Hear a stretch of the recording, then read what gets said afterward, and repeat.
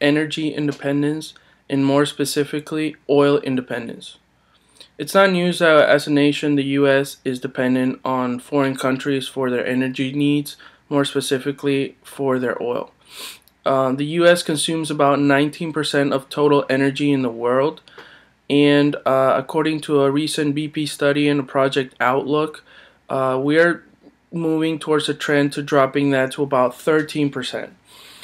We're also moving towards a 24% drop in oil consumption for the next 20 years. And to know a little bit more about the amount of consumption that we do as far as oil, about 95% of oil consumption in the U.S. is done through transportation.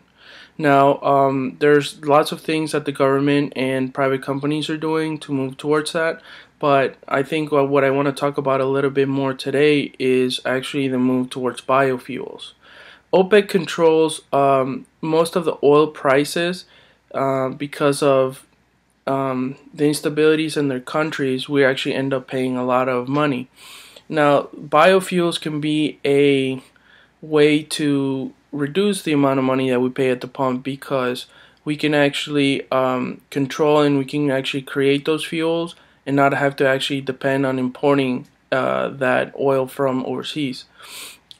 There's a speech made by President Obama that I have the link for, and he basically states, if we do not make our economy more energy efficient, then we would always depend on foreign countries for our energy needs. I think that's where flex fuel cars come in, and they could help us save some money and actually be more energy independent.